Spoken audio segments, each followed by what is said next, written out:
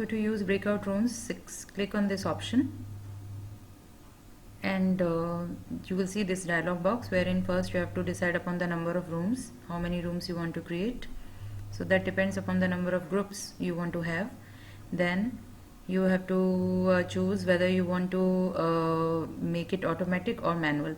Automatic means it will take by default 2 participants in each room and it will divide your number of students accordingly. I am choosing manual one, which is where I would assign the students or participants to my room manually. So I have clicked on this option, click on create rooms, and I am creating 2 rooms for the time being. I am creating 2 rooms. Click on create rooms. It will take a while.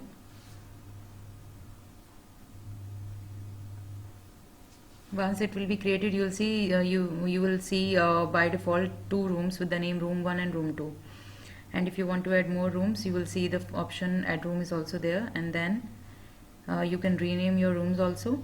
I am renaming my rooms as group 1 and group 2. So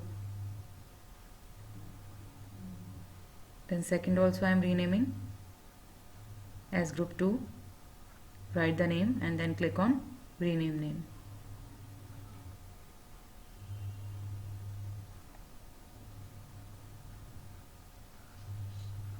After this, you have to assign the participants to your rooms. So click on assign participants and you will see the list of all the participants currently present in your meeting.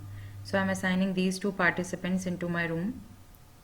Check on the name of the participant and then click on the assign option. So once you will click on assign, it will ask you whether you want to assign in room 1 or room 2. So I have assigned in room 1. So now you will see the participants have already been assigned to this room, which is group 1.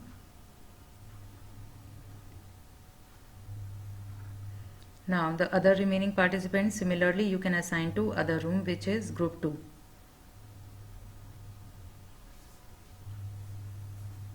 Okay, now see, you will see these options, open room. So after creating room, you have to open it. Open for these participants so that they can enter inside the room.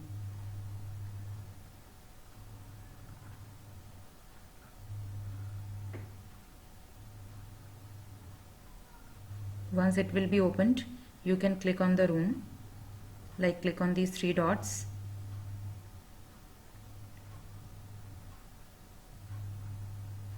and then you can join the room.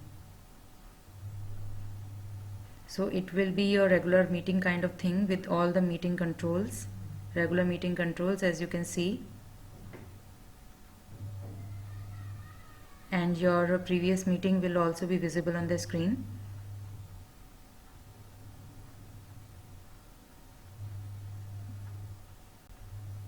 Okay, then if you want to return to the main meeting, you can choose this option to return to the main meeting. So once you'll click on this option, you'll come back to the main meeting wherein you have to click on resume. So you are back into the main meeting and click on breakout rooms again to manage other rooms, and similarly you can join other rooms also. After opening a room, you have to close it also. The same number of participants, if you want to assign to a different room, then you have to unassign those participants from the first room and then you have to reassign them to the next room. So for that, select the names of the participants in room 1 and click on assign. You will see this option of unassigned. So click on this option so that they can be unassigned now. You can go to this option again to select the names of participants so that you can assign them into a different room.